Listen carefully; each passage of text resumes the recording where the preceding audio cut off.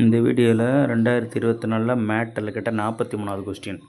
ஒரு தேர்வில் ஒரு மாணவன் ஒவ்வொரு சரியான விடைக்கும் 2 மதிப்பெண்களும் மற்றும் ஒவ்வொரு தவறான விடைக்கும் 1 மதிப்பெண்ணும் பெறுகிறார். அதாவது ஒரு தேர்வில் ஒரு மாணவர் ஒவ்வொரு சரியான விடையளித்த 2 மதிப்பெண்ணும் தவறான விடையளித்த 1 மதிப்பெண் பெறுகிறார். அவர் அனைத்து 50 வினாக்களுக்கும் விடையளித்து 50 கொஸ்டின் தான் மொத்த கொஸ்டின், அதுக்கு விடையளித்து 55 மார்க்கு பெறாருன்னா தவறாக விடையளித்து வினாக்களின் எண்ணிக்கை என்னன்னு கேட்குறாங்க. ஓகேங்களா? இப்போ நம்ம என்ன செய்கிறோம், சரியான விடைகளை எக்ஸ்ன்னு வச்சுக்கிறோம், தவறான விடைகளை மொத்தம் 50 இருக்குல்ல, 50 - x தான் தவறான விடைகளின் எண்ணிக்கை. சரியான விடைகளின் எண்ணிக்கை வந்து எக்ஸ்ன்னு வச்சுக்கிட்டோம்னா தவறான விடைகளின் எண்ணிக்கை 50லேருந்து எக்ஸ் கழிச்சிடுறது.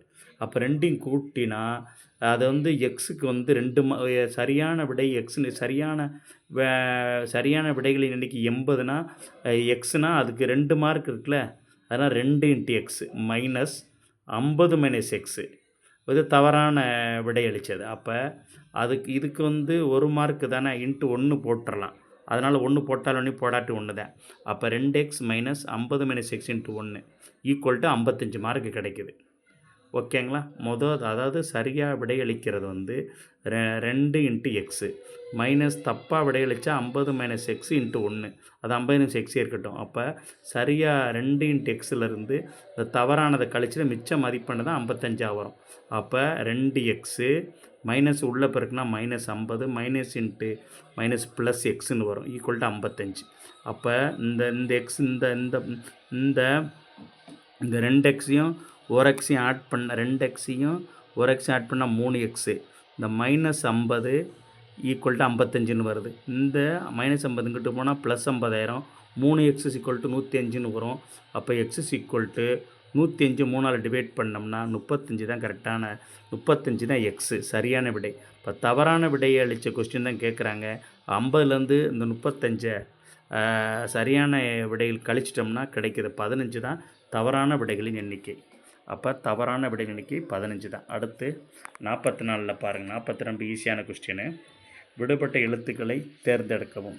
இது எப்படி வருதுன்னா ஏபிசி. இந்த ஆர்டர் எப்படி வருதுன்னா ABC AA, BCA BB, CAB சிசின்னு வருது. ஏபிசி பிசிஏ சிஏபி இந்த ஆர்டர் பார்த்தீங்களா? ஏபிசி, அதுக்கடுத்து பிசிஏ, அதுக்கடுத்து என்ன வரும்? சிஏபி வந்துருச்சா? இங்கே என்ன வருது? AA BB CC. அதான் இங்கே பாருங்கள், ABC AA, BCA BB, CAB CC. அப்போ எந்தெந்த இடம் விட்டுருக்கு? ஏ விட்டுருக்கு, ஏ விட்டுருக்கு, பி விட்டுருக்கு, சி விட்டுருக்கு, ஏஏ பிசி தான் விட்டுருக்கு. அப்போ தான் கரெக்டான ஆன்சர்.